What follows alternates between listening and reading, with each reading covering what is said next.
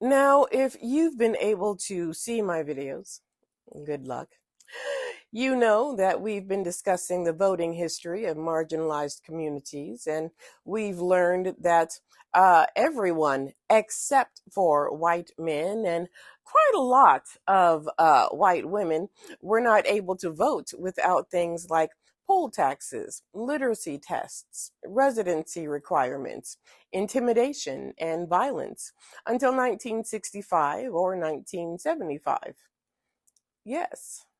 Some of us just gained the ability to vote within the last 49 years. The last 49 years. Yeah. But let's talk about some of the things that helped marginalized communities with the right to vote, starting with the 24th Amendment. Let's talk about it. The 24th Amendment, Section 1. The right of citizens of the United States to vote in any primary or other election for president or vice president, for elections for vice president or vice president, or for senator or representative in Congress shall not be denied or abridged by the United States or any state by reason of failure to pay any poll tax or other tax. Section 2. The Congress shall have power to enforce this article by appropriate legislation. Yes, ladies and gentlemen, the 24th Amendment, passed in 1962 and ratified by the states in 1964, got rid of the poll tax. It prohibits both Congress and the states from conditioning the right to vote in federal elections on payment of a poll tax or other types of taxes. Remember, Southern states had adopted the poll tax as a requirement for voting as part of a series of laws in the late 19th century intended to exclude Black Americans from politics. All voters were required to pay the poll tax, but in practice, it affected Blacks and the poor white people.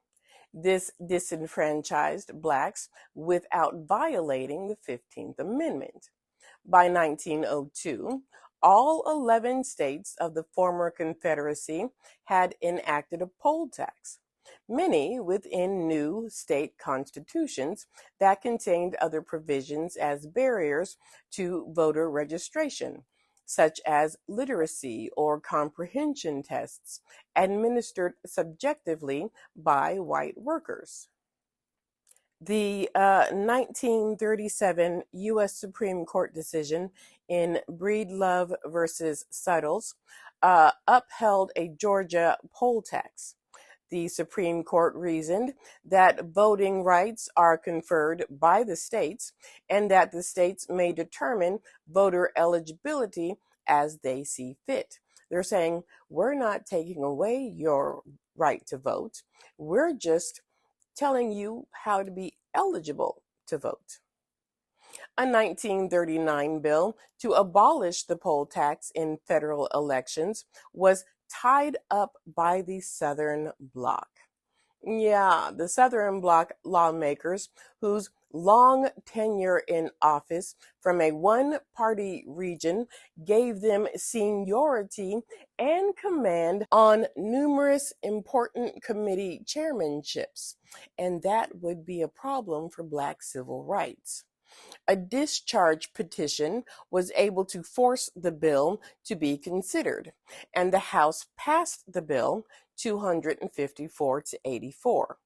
Southern senators filibustered the bill, and it failed. And that would be the fate of many civil rights bills. This bill would be reproposed in the next several Congresses. It came closest to passage during World War II when opponents framed abolition as a means to help overseas soldiers vote. However, After learning that the U.S. Supreme Court decision in Smith versus Allwright, 1944, banned the use of white primaries, the Southern Bloc refused to approve the abolition of the poll tax because they were mad that they couldn't have all white primaries anymore.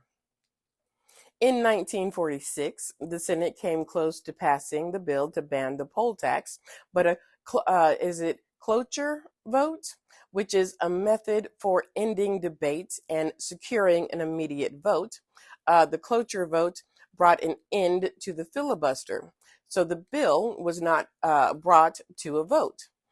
Then we start hearing talk of a constitutional amendment to abolish the poll tax after 1946, but it doesn't go anywhere.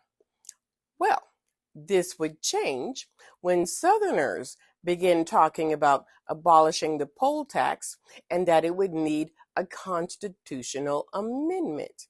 Now, they don't want to set a precedent that the federal government could interfere in state elections. They wanted to make the government work for it, and a constitutional amendment was work. There were complaints like those from Mississippi Senator and longtime racist Theodore Bilbo.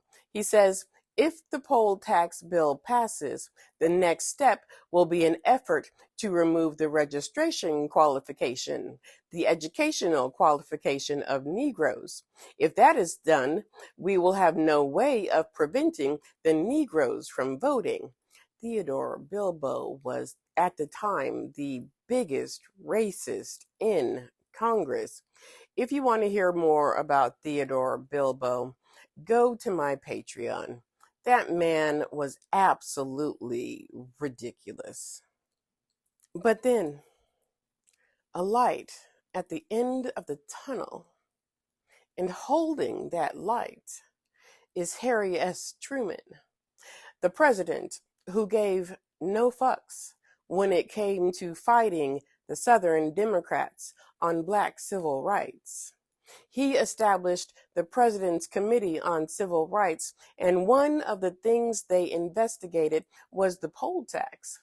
They noted that a constitutional amendment abolishing the poll tax might actually be the easiest thing to do. It avoided the filibuster. Still, little happened, and this was during the anti-communist day, and during this period in history, to be for civil rights was to be the same thing as a communist. The issue was picked back up by John F. Kennedy. His advisors also agreed that a constitutional amendment would be the way to go to abolish the poll tax and also avoid a filibuster from the white Southern Democrats. Even though some liberals opposed the idea, an amendment was introduced in Congress and passed in August 1962. The states ratified the amendment January 1964. President Lyndon B. Johnson called the amendment a triumph of liberty over restriction and a verification of people's rights.